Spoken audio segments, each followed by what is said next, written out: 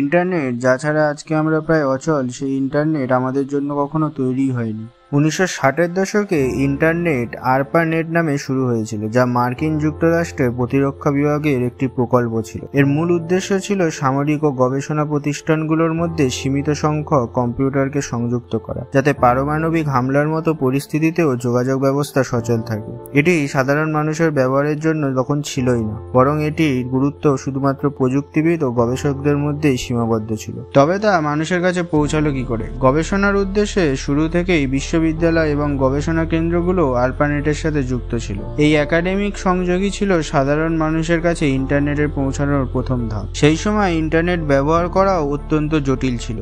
এটি command line ইন্টারফেসের মাধ্যমে পরিচালিত হতো, যা সাধারণ মানুষের কাছে বোধগম্য ছিল না। তবে ইন্টারনেটকে সাধারণ মানুষের কাছে জনপ্রিয় করে তোলার পিছনে টিম বার্নার্স-লি এর অবদান সবচেয়ে বেশি। 1990-এর দশকের শুরুতে CERN-এ বসে তিনি ওয়ার্ল্ড ওয়াইড ওয়েব বা WWW তৈরি করেন। এর সাথে তিনি HTTP, HTML এবং প্রথম ওয়েব ব্রাউজার তৈরি করেন। এর ফলে ইন্টারনেট শুধু জটিল কমান্ড লাইন ইন্টারফেসের মধ্যে সীমাবদ্ধ না থেকে গ্রাফিক্যাল এবং সহজে ব্যবহারযোগ্য হয়ে ওঠে। এটি সাধারণ মানুষকে ইন্টারনেটের বিশাল তথ্য ভান্ডার সহজে অ্যাক্সেস করার সুযোগ করে দেয়। এবং পরে যখন কম্পিউটার, ল্যাপটপ এবং মোবাইলেও ইন্টারনেটের সুবিধা পাওয়া যেতে লাগলো, তখন মানুষের মধ্যে তা আরও জনপ্রিয় হয়ে উঠল।